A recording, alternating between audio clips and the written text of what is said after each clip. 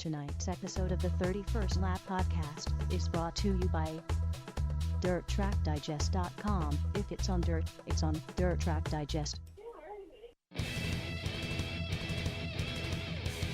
This is the 31st Lap Podcast, recorded live in the studios of FingerLakes1.com in downtown Seneca Falls, New York. And now, your host, Chris Marquardt. Good afternoon, good evening, and welcome to the 31st Lap. A little bit of a late start for episode number 181 as we get ready to chat a little bit with Tyler Siri here in just a moment. Got some activities already taking shape in the silly season, as we see Matt Shepard and HBR Racing parting ways last week. Also, which this news came out a little bit ago prior to that, Billy Decker not going to be driving any of the LJL cars anymore. That car down to a two-car operation. HBR announcing that they're also going to go back to a one-car operation as well. Jimmy Phelps obviously going to be the driver in that entry. Matt Shepard having won 2 track championships in the offseason, somewhere around 27 or 28 wins on track, in addition to the Super Dirt Car Series championship. Matt, it's an unfortunate break. He was out of town over the course of the weekend, so going to let him enjoy some of that downtime. According to Facebook, he's out there getting married, so congratulations to Matt on the championship and on his wedding. Enjoy that time down there in, I believe they're in Cancun. So anxious to see where those cards fall and what other cards might be ready to be played in the wake of it. Also, Del Plank now being a part of Vince Vitale's team, going to be working with him at Brewerton and likely at the Utica Rome Speedway on Sundays. He's going to be working with Justin LaSalle up in Brockville, Ontario Speedway on Saturday night. He's also going to be helping one of the sportsman teams up there. Ron Cartwright Jr., we were off last week. Ron Cartwright Jr. coming away with the win at Black Rock in the Turkey Bowl. Good win for him. Ended up lapping the field. He had a sportsman car. It was one of the Vigneri cars, the 44 car, and he had a sprint car wing affixed to the top of that. He proceeded to lap the field and just flat drove away. That means that he won the last 2 races of the year over there at the Black Rock Speedway. IMCAs were on the track. Jim Schuyler and Jared Hill brought a Canandaigua legal pro street stock, which is basically a BRP late model, over to run against the street stock division. They talked to the folks at Black Rock ahead of time. They had a couple things to change. All those changes had been made before the cars got to Black Rock, and as a result, they were able to run. He and Adam Depew also bringing one of those BRP late models over there, and he just about cooked it. He had a radiator hose, I believe, that was going bad on that car, and smoked quite a bit the last couple laps, but was able to get to the finish. He came away with the win in that event as well. A gentleman who almost picked up a win, joining us here on the Dirt Track Digest hotline, Tyler Siri, had a great run over there at Accords Gobbler event. Tyler, man, welcome to the show. Hey, thanks, guys. Thanks for having me on. Yeah, man, no problem. Always good to catch up with you. You had a good year and almost finished it in victory lane. Congratulations. It was a good race anyway, getting up through there. I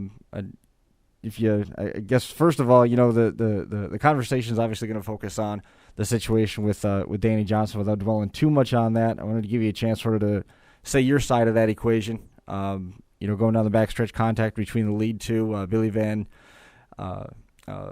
Inwigen behind you guys running in third place, and contact, you end up going up the track, and Danny goes on to win the race. Yeah, it was pretty disappointing for sure. I've never actually been there before, never seen the track, never even sit in the stands, but I'll tell you, man, he's got a great facility over there. It surprised me, to be honest with you. I didn't think it was going to be that nice when we got over there, and I talked to Carl there quite a bit after the race, and seems like a great guy, and got a great facility over there, and had a lot of fun racing over there. He wants us to come back, and anytime we get a chance to come over there, he was pretty impressed with our run, and I was impressed with his facility, and we'll definitely go back there for some special shows for sure. It's 3.5 hours away from my place, so it's kind of tough on a Friday night to get over there, but yeah, so anyway, we got there. We drew 68 out of 100 and started 6th in the heat. And, we had to race our way in, got up to 2nd for the heat race. And the car was off a little bit, a little loose. So we made some adjustments for the feature. And, we were pretty good there, real good, actually. I was real happy with the car. And I know it's a lot of controversy with the deal with Danny, and what happened there was too bad. I don't mind rubbing, racing, and banging, whatever. That's fine, but it's just when you get taken out there, that's what it sucks, because it would have been a hell of a finish for the fans at the end of the race. It would have been a 3-4 car lead for the end of the race to battle with, and it would have been great for the fans, but obviously it ended up short for us, and we got to move on and wait till next year. At the same time, having that strong of a run, does that give you some momentum going into the off season, or is that subdued a little bit given the way that the rest of the cars played out and ultimately the black flag being shown? No, I mean, it definitely gives you momentum. When we've got our small blocks program going really good this year, and I keep getting better every week that I race. I'm pretty new at this deal, and so the more seat time I get, the better I get, and better I get to know what the car wants, what I want, and so that helps out a lot. And for us to go there and do what we did, never even been there before, to do that at the track, that's impressive for ourselves. That gives us some confidence, and we had a shot to win the ROC show at 5 Mile. We were leading the race with 6 to go and blew a tire. Racing with Danny. Woodhall, we've been there once with a modified. We finished 4th in the Deo show over there and had a shot to, I think we had a top 2 car over there for sure, top 3. We finished 4th, and so we're knocking on the door every week. That's exciting, and as long as you can keep doing that, the wins will come. I was pretty frustrated after the whole deal with Danny, and it would have been a big win for us. We got a lot of lap money, and probably would have paid us $6,500 or so to win the show. Right. And, it's definitely nice going in the off season for sure. But like I said, I don't mind a little bumping, banging, whatever. That's short track racing. Sure. I have no problem with that. When Danny and I ran a great race. We passed them clean on the outside. Lap 11 or whatever. And he kind of ran us up the wall a little bit, but. It is what it is, short track racing, so we had a great car for sure, and, a couple restarts, we walked away from them, and, we were good, and he got into us there pretty good on turn 1 and 2, which, that's hard racing. I don't have a problem with that. I mean, he banged us good, but, it's hard racing. There's 6 laps to go or 7, and, you're racing for $6,000, $6,500. So, I understand that, but coming down the backstretch, he just dumped us. Right. It was just that was a bad deal. You know what I mean? Mm-hmm. He's been racing for 40 years. I've been racing for 3. He's a legend. There's no doubt about it. He's the best of the best, and he just flat out dumped us on the backstretch and took us out of the race. It could have been a 3-4 car battle at the end for the fans, and see who could win it, you know what I mean? So that's right. What's frustrating. But, and the other thing, too, that some of the fans that are Danny Johnson fans, they don't understand that, 4 or 5 of these special shows this year, he's roughed us up pretty good. And, after a while, you can only take so much, he got us over to Woodhall for that show. He chopped our front end off, and I had to lock it up, or I would have crashed him and me, you know what I mean? We were better than him there, but he did that to us. He got me at I-88. He broke my axle at Black Rock for that 5,000 win show. We passed him clean, and he slammed us the next lap on the front stretch and broke my axle. And it's just stuff like that that's frustrating, that people don't understand that. After a while, it's like I run him as clean as I can. I run everybody clean, and it's just, he's better than that. He doesn't even do that stuff to pass people, especially a guy like me that's 3 years of experience.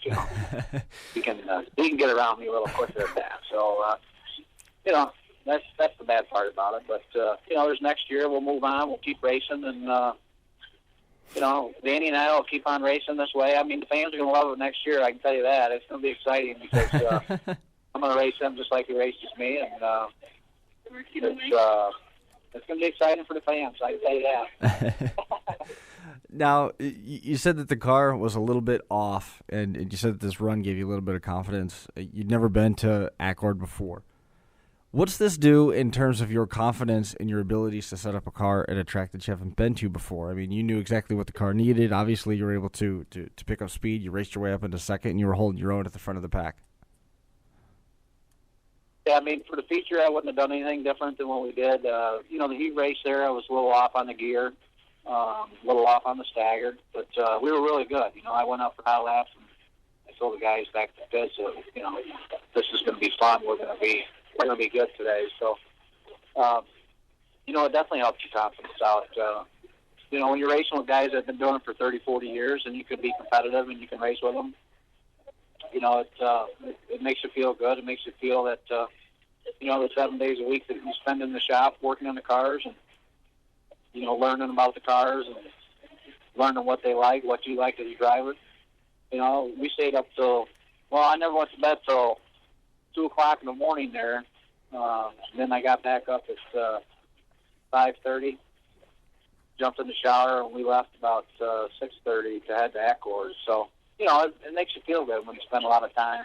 You sacrifice a lot of things with your family and different things so you can, go to the races and make sure you got a good piece there. And, so it does make you feel good and helps your confidence for sure.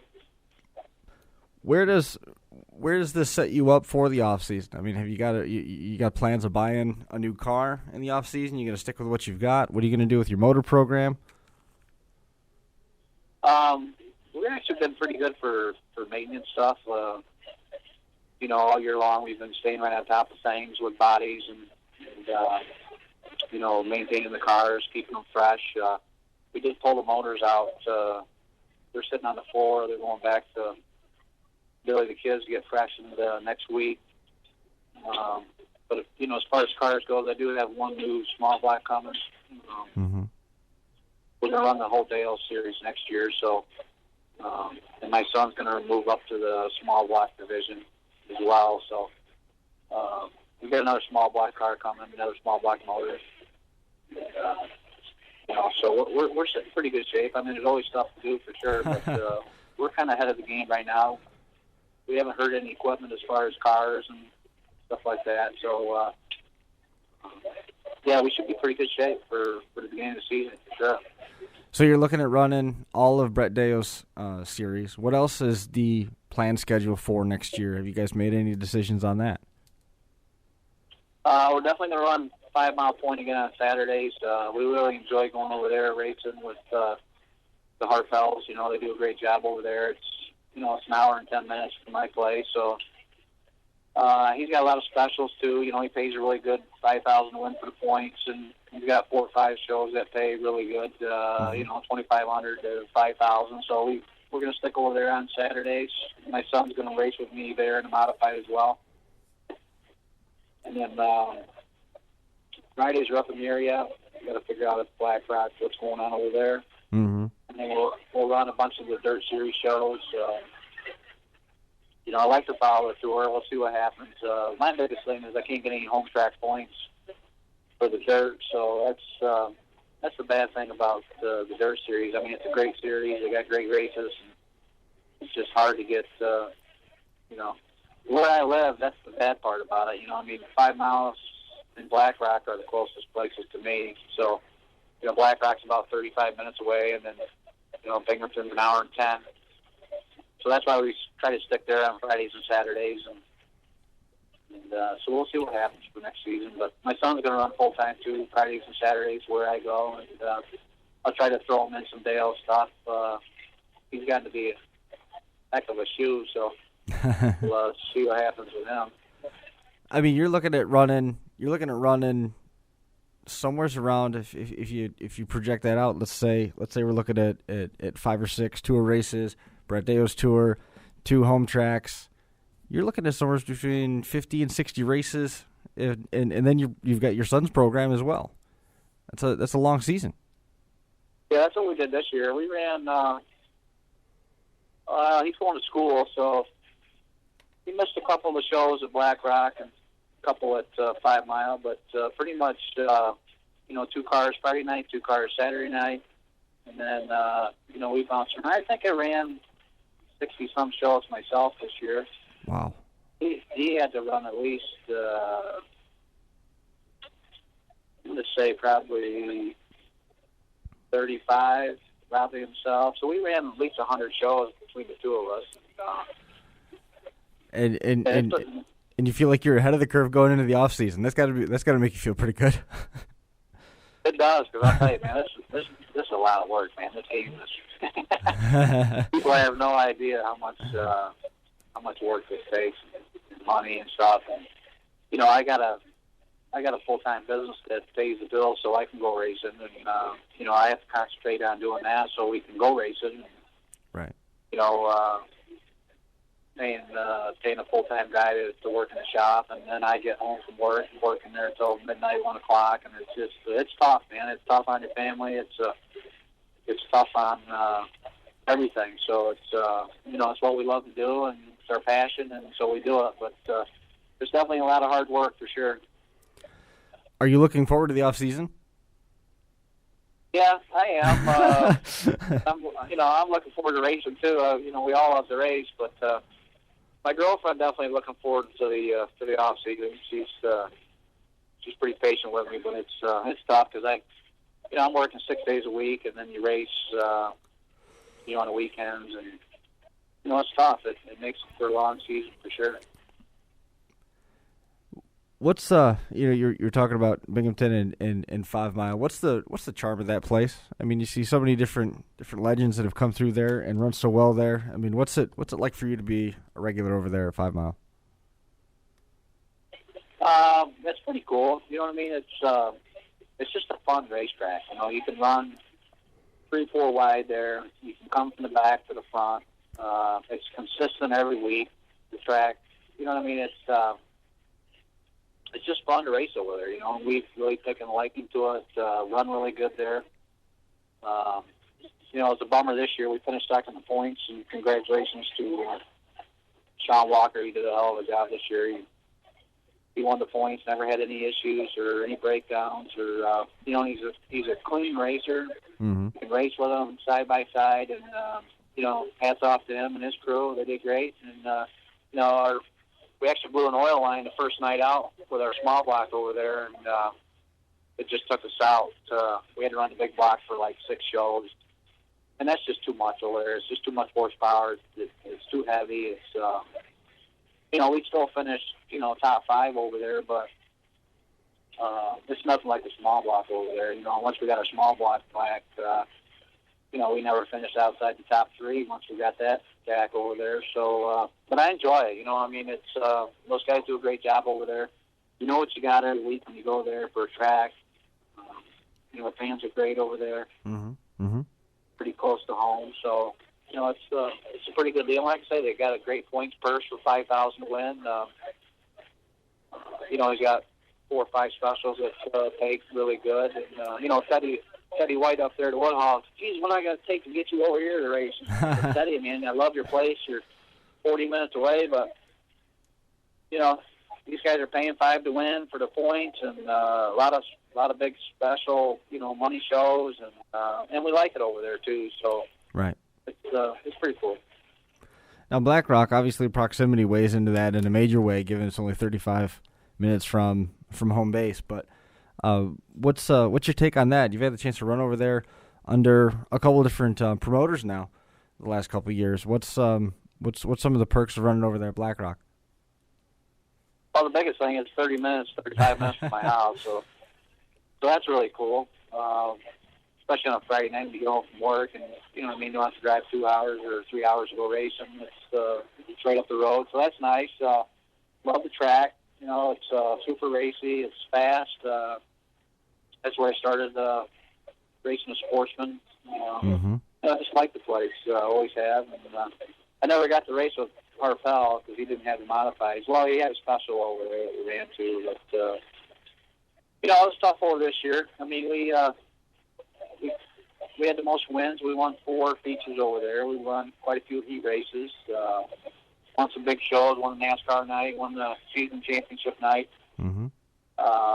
So we had a really good year over there. It's a fun place over there. So it'll be a challenge to see what happens next year. But excuse me. You've mentioned a couple times now that this is your third year experience, third year seat time, third year.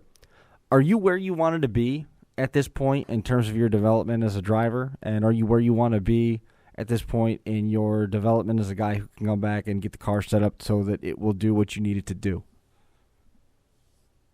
Yeah, I mean, I think we always can get better than what we are, for sure, and we always want to be better. But at the same time, you have to have a reasonable expectation of yourself too. So are you ahead of where you wanted to be? That's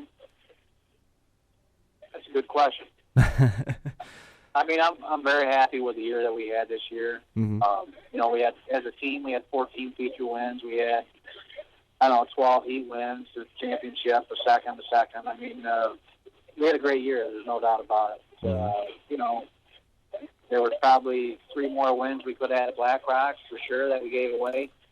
There would have been 7 wins over there. We probably could have had, 5 or 6 at 5 Mile Point. We could have had a couple big races that flipped away with a flat tire that we were leading. Mm-hmm.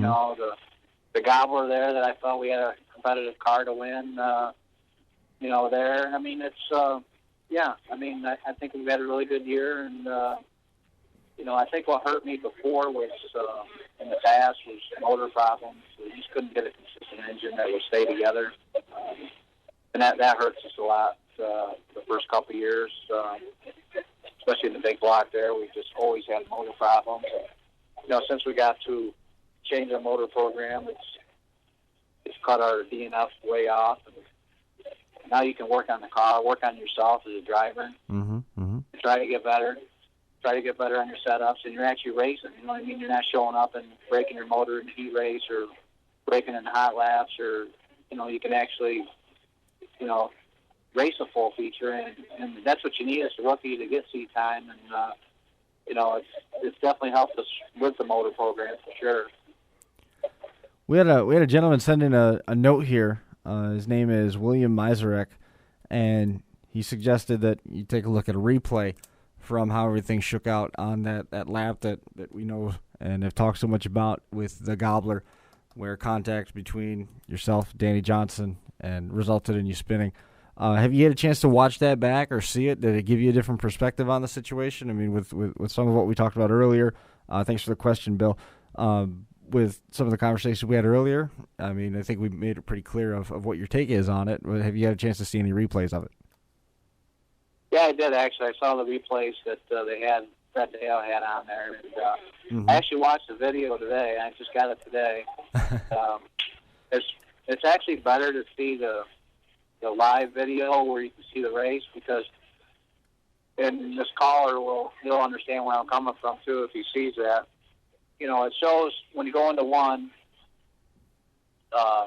Danny comes in there and he hits the car, and you can see the car shake pretty good, and that gets him alongside me. And that, that's hard racing for 7 mm-hmm. laps to go. I get it. You know what I mean? As a driver, you're like, you don't like it, but, I understand that. That's hard racing, and you just keep on going, and, so I understand that part. But if you look at the video, when I'm coming down the backstretch, you're actually starting to turn into the corner.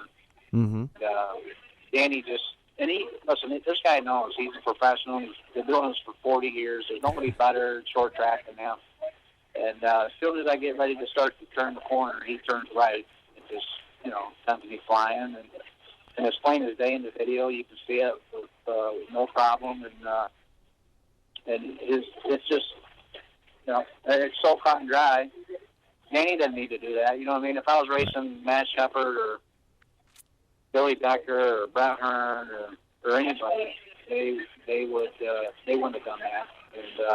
And I had a lot of drivers after the race too come up to me that were racing behind us that said, you got dumped. Matter of fact, they're telling me how because I went after Danny afterwards. You know what I mean? I don't usually do that, but Yeah, usually a pretty cool guy. I mean, you've been pretty even keel every time we've had you on the show in the past. I was wondering, what exactly was your mindset? Obviously, there was a little bit of rage going on there.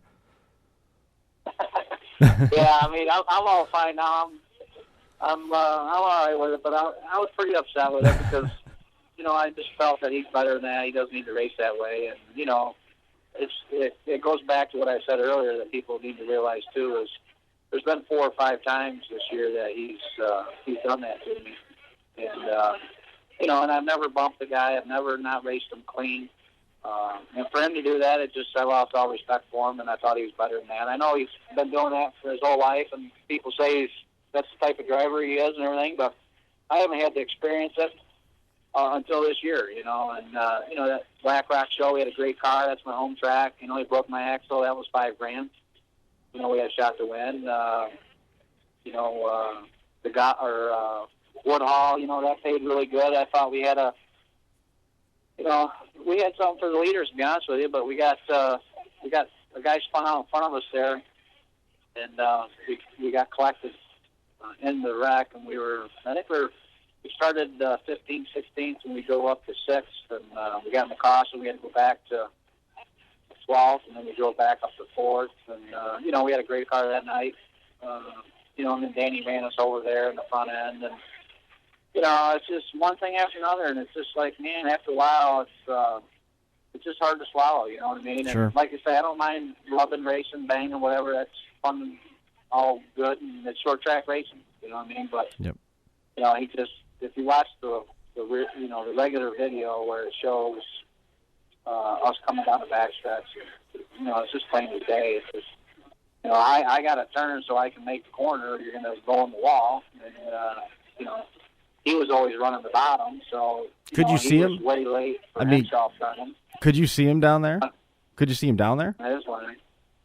Yeah, you could see him come up on the side there, and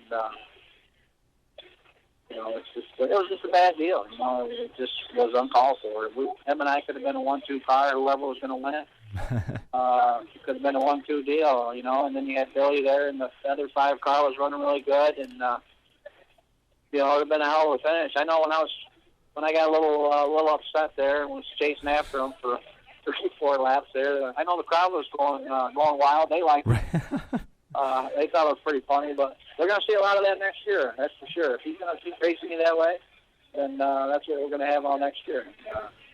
I don't race for a living, but it is a very expensive sport. It takes a lot of money to do this, a lot of time to work on the cars, and Danny races for a living, and he needs to do good so he can eat the next day, and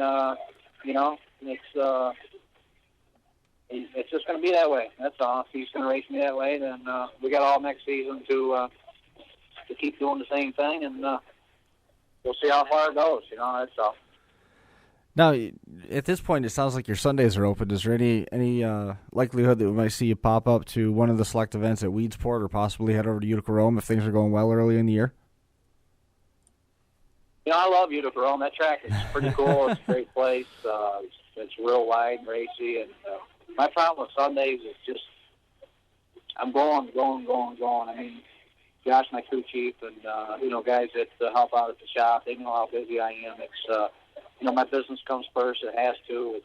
It's what pays the bills, and that's what sponsors these race cars. Mm-hmm. It's just tough because I'm gone all week, and then you got Friday night, and then you got Saturday night, and to try to do a Sunday deal.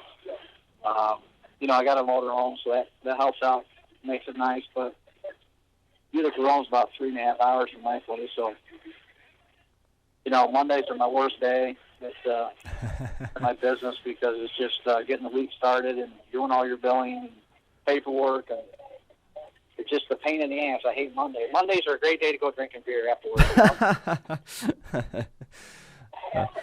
But I don't know. It's just that's my biggest hang up right there is just so far away. Gotcha. Yeah, I know. A lot of people would like to see you make your way up there. You got a pretty good fan base up there in Utica Rome. I know Mike's been a big proponent of watching you run. time and time again. We have a couple of free agents of sorts on the market right now between Matt Shepard and Billy Decker. Have you called either of them to see if they want to come and drive the 5-car? No. No, that's after the deal with Stewie and I just, my son's coming up. He's 20 years old. I want him to get his schooling and get all that stuff done before we really get excited with racing. And, he's turned into a hell of a racer. And, he won 8 features this year, won a track championship. I put him that was in the Sportsman. That was great. And then I put him in my small block and my big block car. And the first time out, he finished 5th. I mean, he beat Steve Payne and Alan Johnson. And, he probably would have had 2nd behind me, but he kind of messed up on the last restart with a couple to go. But he had Mike Bowman on the outside for 2nd, and then the caution come out. But he's turned into really good. So basically what I told myself is I was just going to concentrate on myself and my son racing and just do that. If somebody ever got in a pinch or whether it's broke a motor or car, if they needed something, I'd help anybody out for sure. But as far as putting somebody in full time, it's just too much. It's too hard. It's not enough help, and just to run 2 cars 2 nights a week and then specials and then try to throw somebody else in there. And, the commitment that it takes, it's just hard right now for me to do that. It's just better for me to just stick with me and my son and make our program the best that we can and go from there. It would seem there's a lot of pressure that comes with that. A high-profile driver decides to jump into your car. You pick up a lot of attention. Well, I'm used to pressure with my business and stuff, so the pressure doesn't bother me with the attention. I mean, I'm kind of a low-key guy. I don't really, look for, all that stuff on Facebook and try to get that from the hoopah. But, it's definitely fun to try to learn from these guys. And it's fun to win. It's fun to, chase the championship and stuff. But, there's more to it than just winning the race or winning the championship. You got to have the right people. You got to have fun doing it. You know what I mean? You got to have, all the ducks in a row to make it worthwhile doing it. And, I could see maybe, I was kind of surprised in a way for Matt and Billy with what's going on there. I don't really know the whole story. Right. I try to kind of stay out of that, but, I can see on the owner's side a little bit too. You know what I mean? So, I don't know. It'll be interesting to see what's going to happen there. It is. It's that time of year too. There's going to be a lot. I'm sure there's going to be a lot more of that kind of stuff that's coming out as those guys decide what their plans are going to be for next year, and the ebb and flow is going to continue. You made reference. You made reference to the business that's keeping those cars on the track. Is there anybody here? We're coming up on about a half hour. Anybody that you wanted to make mention of, real quick here, before we put a fork in episode number 181? Yeah, I got to thank everybody that helps us out. My girlfriend, my son, my crew at the shop.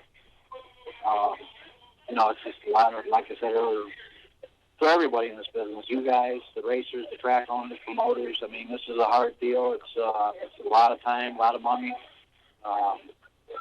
So I thank everybody that helps me out. And, my 2 businesses that support this racing deal, Superior Crushing, Serious and Stone. I got to thank Hanson and Commonwealth Equipment. They don't do any money sponsoring for me. I put the name on the car because they're customers of mine that I do with business every day. So, it takes everybody's involvement to make it work. And, I thank everybody for that. And it's stuff. I got to, again, I started out with an open car trailer that I rented from Wilson Rental, Horseman, to get me to the racetrack.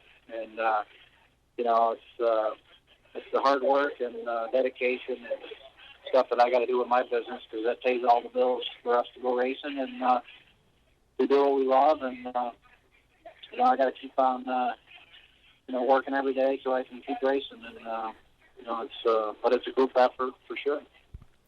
Well, Tyler, man, I appreciate you coming on. Appreciate you adjusting your schedule. We had a couple things going on here at Finger Lakes 1 that resulted in the later start time. 7:45 was the goal to kick off. We were even 3 minutes late on that, trying to get everything up and running here. Appreciate you coming on the show. Of course, man, keep in touch as the off-season progresses. Let us know where you're looking to go on a weekly basis, and I wish you the best here. Good thing you got your maintenance stuff in a row, and we wish you real good luck next season. Hey, great, buddy. I appreciate it, and thanks again for having me on, and thanks for all the fans that watch and listen and come to the racetrack to support us, and it's pretty cool. So we're excited for next year, and everybody have a great holiday. Thanks. Looking forward to it, Tyler. Thanks. Happy holidays to you too, man. See ya. See you later. There goes Tyler Siri hanging out with us here for a little while. We had some notes about, he actually was quoted in another one of the publications, I believe it was AARN, where he said that he had seen the nose of Danny Johnson's car, and he said again, reiterated that he did see Danny Johnson going into that corner, prevailing a lot of topic there right now with that conversation. Hopefully that doesn't prevail, so to say, hang over Tyler's head here as we work through the off-season. More announcements coming out of the Siri camp here on where they're going to be running definitively on Friday nights. You can check out on-demand episodes of the 31st Lap and the Crash Course podcast, our good buddies over there on the Crash Course that airs Monday nights on FingerLakes1.tv. Super Dirt Car Series schedule was released officially. February the 17th through the 20th is going to be the events over there at the Volusia Speedway. April 30th, the official Northeast kickoff over there at Fulton Speedway. The High Bank Holdup once again going to be on there. We're going to be talking with Corey Reed here in a couple Thursdays to talk more about the opener there. Williams Grove Speedway back on the schedule for the 22nd of June. Cornwall and Albany-Saratoga the 26th and 28th of June. The 30th, Canandaigua Motorsports Park is going to play host to the Big Block Modified Series. Busy stretch of 4 days right there with 3 races, and a total of 8 days with 4 races packed in there. And then we move into the 4th of July weekend. Sunday, they're going to be at Utica Rome Speedway, the July the 3rd. The 7th is Mohawk International. And then once again, they get real busy. The 12th is 5 Mile Point. The 14th is Grandview. They're going back there. Eldora Speedway on the 19th and the 20th. Back to Sharon Speedway on the 21st. And the 25th and 26th, they go from Ohio. And then they shoot up into Canada on July 25th and 26th for Granby and Drummond. That's the Racing Stock 100. August 1st, August 2nd, the traditional doubleheader, Merrittville Speedway, Ransomville Speedway, the Bob St. Amand Memorial, followed up with the Alex Friesen Summer Nationals. Hall of Fame weekend is August 9th, Weedsport Speedway. That's a Tuesday night. I should correct that, not exactly Hall of Fame weekend. Hall of Fame 100 scheduled for August the 9th. They get a reprieve for 8 days before we come back to Rolling Wheels Raceway on the 17th. That's Wednesday night. August the 23rd is the Mr. Dirt Track USA event at Lebanon Valley Speedway, again on a Tuesday. Central New York Raceway Park, September the 5th. It's Monday, so we'll be seeing the tour visit there, and then they go to the RPM Speedway on September the 9th. That Labor Day weekend already taking form of what used to be, mirroring some of that schedule that we used to see way, way back with that Labor Day Spectacular at the New York State Fairgrounds. Now instead we're going to Central New York Raceway Park, Labor Day weekend. Autodrome Drummond has a second event, Race Media 12 on September the 10th. The 16th is a Friday, Brewerton Speedway's Duel at the Demon. Last Call at the Port, scheduled for Saturday the 17th. Open date on the 24th, so something else sitting in the works right now on September the 24th. And then there it is, as everybody expected to see, Central New York Raceway Park, home of Napa Super Dirt Week from the 9th through the 13th. The 15th is Brockville Speedway's Fall Nationals. The series will conclude the 27th, 28th, and 29th of October with the World Finals at Charlotte. So, quick rundown there on what is in store for the Super Dirt Car Series. Excited to keep an eye on that, and the some of the unique schedule has been released from Brett Deo's group for the Short Track Super Series, fueled by VP. The North Region schedule: April the 2nd, Orange County Fair Speedway. Then May 10th is Big Diamond, Thunder Mountain on the 29th of May. Accord on July the 5th. I-88 July the 27th. August 16th is Woodhull. That's the Hustle and High Banks 52 with a rain date set for the 17th. Each of these events, by the way, do have rain date scheduled. Orange County Fair Speedway is April 2nd. They would try that again on the 9th of April if needed. Big Diamond, they're going to try that again on the 17th if needed. Thunder Mountain's date on the 29th. They'll run it Monday if they have to. July's stop at Accord, Battle of the Bullring 4. They'll do that on July the 6th if needed. The entire schedule is available at Dirt Track Digest if you want to leaf through it with the regular dates and the rain dates. Thunder Mountain the Wade Decker Memorial set for the 18th of September, and then I-88 will cap it with the Short Track Super Nationals the 7th and the 8th. The South region is going to go to Georgetown Speedway for the Melvin L. Joseph Memorial on the 12th of March. The Bridgeport Speedway will host the South Jersey Shootout on April the 17th. May 10th, again, that's Big Diamond. That's the Anthracite Assault event. That's a combined event, which we talked about a minute ago. Delaware International Speedway in Delmar, the Diamond State 50, is scheduled for the 26th of May. Their rain date is a little bit unique, moving all the way to August 2nd if they have to. They've already mapped that out. In advance, New Egypt Speedway is going to host the Dirty Jersey 4 on the 14th of June, and the tour concludes for the South region back at Georgetown at the Blast at the Beach on the 30th of August, rain date reserved for the 31st. And just touching base on a few more of the silly season notes. I think we've hit on everything so far. Race of Champions is going to be back at Selinsgrove Speedway March 19th to kick off 2016. So that's going to be an exciting one to watch. But as of right now, I think we covered pretty much everything that we wanted to hit on. Hopefully we'll be able to catch Mike Mallett back in here in a couple weeks, and he'll tell us a little bit more about some of what this offseason holds. I know there's a ton of indoor racing coming up here very soon. Obviously, everybody's paying attention to what's going on with the Chili Bowl. I know John Balmas is anxiously awaiting the Chili Bowl, which is, all this indoor stuff's about ready to take off, and before you know it, we're going to be getting ready for the events in Volusia Speedway in February.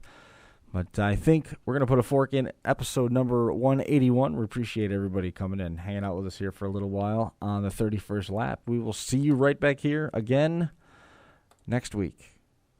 Come on. Let's get out of here. There we go.